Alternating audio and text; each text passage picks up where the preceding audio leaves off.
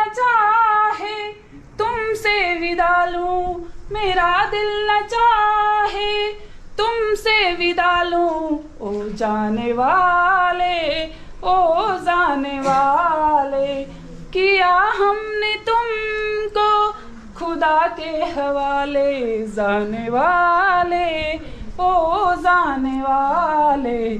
धन्यवाद सर। माँ शारदे की इस सभागार में उपस्थित श्रद्धेय प्रधानाचार्य और हमारे बीच से आज विदा होने वाले हमारे अग्रज श्रीमान डी.एस. सोन्याल सर, मेरे सहपाठी अध्यापक साथी और अध्यापिका बहनें और मेरी छात्र छात्राओं, आज इतनी लंबी अवधि लगभग 20-21 साल की आपने विद्यालय में सेवा दी, उसके लिए पूरा विद्यालय परिवार आपकी भूरी भूरी प्रशंसा करता है। और इतने लंबे समय तक, जितने मुझे नहीं लग रहा है कि इतना समय कोई रहा होगा यहाँ पे, बहुत लंबी सेवा। इससे पूर्व अध्यापक है उतनी लंबी सेवा नहीं दी, शायद आपने इतनी लंबी सेवा दी यहाँ पे, और निरंतर हमारे छात्रों को उसका लाभ हुआ है। हमारे कई छात्र आज इसी प्रोफेशन में भी आ गए आपकी पढ़ाई हुई, तो निस्संदेह लाभ मिला है आपको। आपकी कुशल प्रशासनिक शैली जिसको हम कहें, और एक नेतृत्व क्षमता आपके अंदर थी, और आपने विद्यालय को काफी कुछ चीजें दी हैं। विशेष रूप से मैं कहूँगा कि इन्वायरमेंट के क्षेत्र में, पर्यावरण के क्षेत्र में भी आपने बहुत बड़ा योगदान दिया विद्यालय को।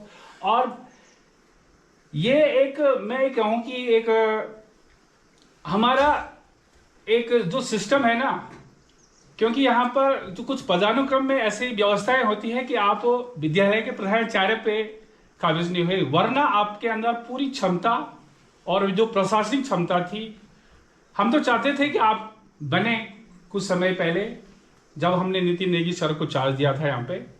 हालांकि ट्रांसफर में अंडर ट्रांसफर में आप भी थे, लेकिन निसंदेह आपने बहुत सिखाया है।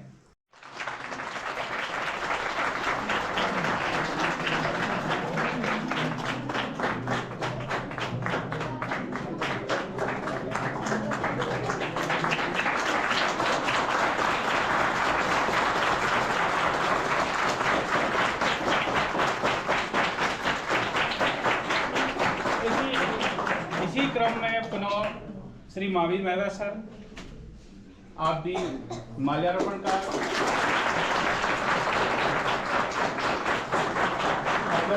करें।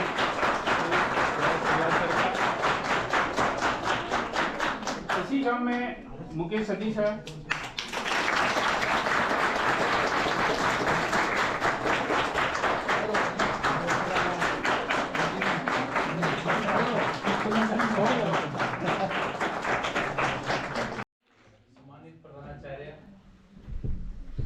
विदा होने वाले बड़े भाई श्री डी.एस. सोन्याल जी, मेरे साथी अध्यापक, प्यारे बच्चों, जैसा कि आपको सबको पता है, आज हमारे बीच से डी.एस. सोन्याल जी की विदाई है। और डी.एस. सोन्याल जी का जो इस स्कूल में रुतबा था, जो उनका यहाँ अपनापन था, वो हमेशा रहेगा, क्योंकि वो अपना, ये अपना स्कूल है उनका। मैं उनको जान सकता हूँ कि वो कितने दिल से यहाँ जुड़े थे, और उन्हीं की बदौलत जो स्कूल का ये आप बैठे डिसिप्लिन है, ये सब उन्हीं की बदौलत है। मेरे साथ ये 9 सालों में मैं बहुत प्राइवेट स्कूल में रहा हूँ, लेकिन जो आत्मीयता मेरे भाई साहब के साथ आई 9 सालों में, कब ये बीत गई पता ही नहीं चला।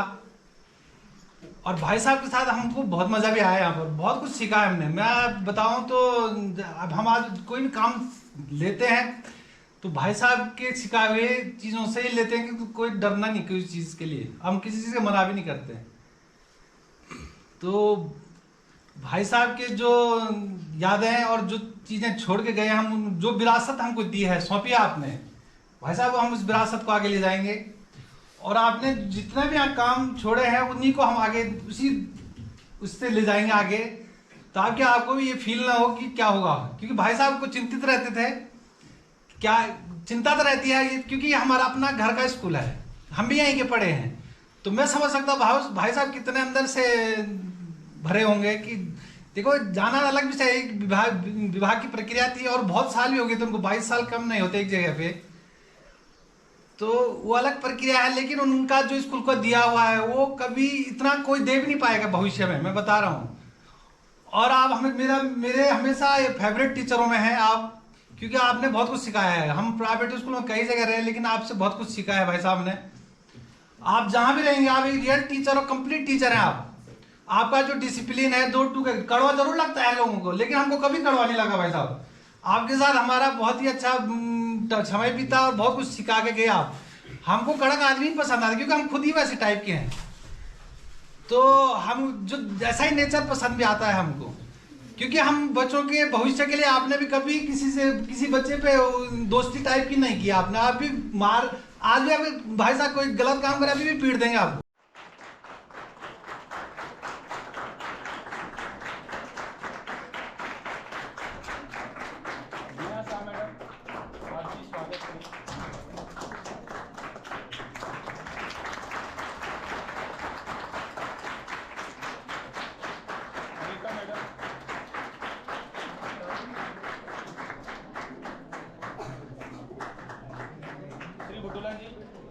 प्रधानाचार्य अनुज के.पी. सती जी, मेरे विद्वान साथी अध्यापक सुभाष सती जी, मुकेश सती जी, महावीर मेहरा जी, भाई मनसराम जी, नीलकमल जी, जगदम्बा प्रसाद छब्याल जी, बतौर अभिभावक अनुज दिलबर रावत जी, बहन शाह जी, फरसवान जी, अनुज बरतवाल जी, बुटुला जी, एवं मेरे प्यारे छात्र एवं छात्राओं। चूँकि जैसे सभी ने कहा कि विदाई है, लेकिन मेरे लिए ये विदाई नहीं है। मेरे लिए केवल विद्यालय परिवर्तन का एक सम्मान है कि मेरा परिवर्तन यहाँ से दूसरे विद्यालय में हुआ है और मैं वहाँ पर अपनी सेवाएं मैंने शुरू कर दी हैं। चूँकि जैसे सभी साथियों ने कहा कि यद्यपि जितना कोई आज तारीफ में थोड़ा ज़्यादा हो गई आज, कुछ ऐसा तो हो नहीं ना, मैं जितनी तारीफें हुई, ये तो आप भी मानते हैं इस चीज़ को, क्योंकि सबसे ज़्यादा जो मारने वाला टीचर होता है ना, सबकी नापसंद होता है बच्चों की। लेकिन ऐसा नहीं था, ये नेचर था और ये अनुशासन था। सिद्धांतों से बेटा कभी भी जीवन में समझौता नहीं करना चाहिए। और मैं मानता हूँ कि पढ़ाई और ज्ञान से ऊपर पहले अनुशासन होता है। वो मैं आपसे हमेशा बात भी करता था कि जीवन में अगर अनुशासन नहीं है तो सफलताएँ कोसों दूर होती हैं, ये सच है और इसको स्वीकारना भी चाहिए।